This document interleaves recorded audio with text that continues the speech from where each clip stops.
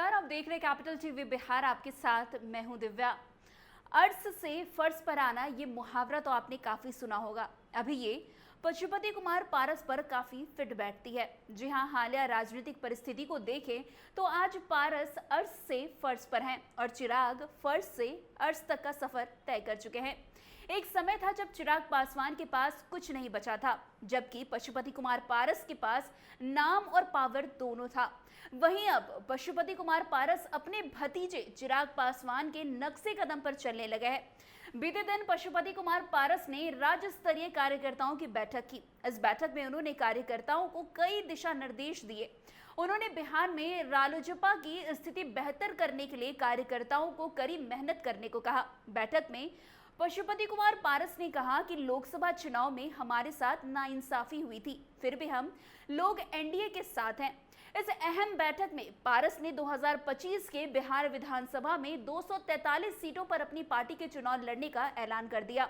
उन्होंने कहा कि इतनी सीटों पर इनकी पार्टी की तैयारी रहेगी। साथ ही ये भी बताया कि वो 1 सितंबर से बिहार में यात्रा करेंगे और संगठन को मजबूत कर बिहार विधानसभा में अपना दम दिखाएंगे। कहीं न कहीं पारस चिराग के नक्शे कदम पर चलकर अपनी खोई हुई लोकप्रियता पाना चाहते हैं। पारस ने इसके लिए अपनी पार्टी को कड़ी मेहनत करने का दिशा निर्देश भी दिया है।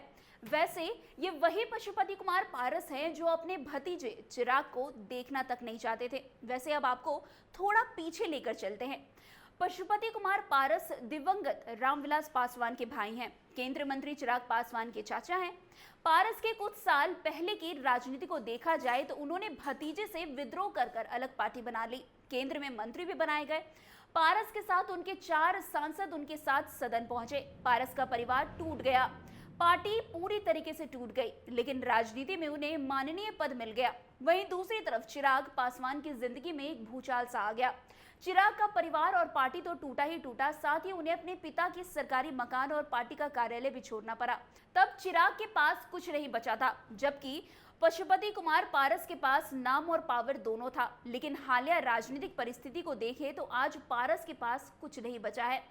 पशुपति कुमार पारस को लोकसभा चुनाव में एनडीए की तरफ से उतनी अहमियत नहीं मिली जितनी की उन्हें उम्मीद थी। पारस को रालोजपा लोकसभा चुनाव में बिहार की एक भी सीट पर चुनाव नहीं लड़ पाई। एनडीए की ओर से हुए सीट बंटवारे में उनके कोटे में एक भी सीट नहीं आई।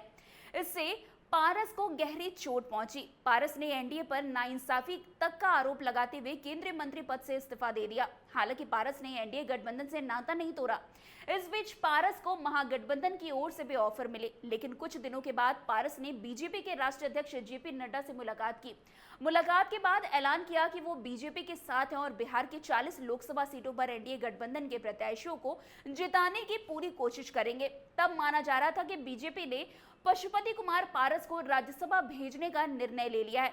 हालांकि एनडीए ने एक बार फिर पारस के उम्मीदों पर पानी फेरते हुए रालोमो सुप्रीमो उपेंद्र कुशवाहा को राज्यसभा भेजने का निर्णय ले लिया। वहीं एनडीए से मिले धोखे के बाद अब पशुपति कुमार पारस अपने भतीजे के नक्शे कदम पर चलने को तैयार हैं। बिहार में अपनी स्थिति को मजबूत करने के लिए पारस अपने भतीजे चिराग से सीख लेते हुए उनकी तरह ही दम दिखाने को तैयार है। लेकिन वो इस कार्य में कितना सफल होते हैं, ये तो वक्त और जनता के हाथों में ही है। तो फिलहाल इस खबर में बस इतना ही। अन्य खबरों के लिए हमारे साथ ऐसे आगे बने रहें और देखते रहिए कैपिटल टीवी बिहार। धन्यवाद।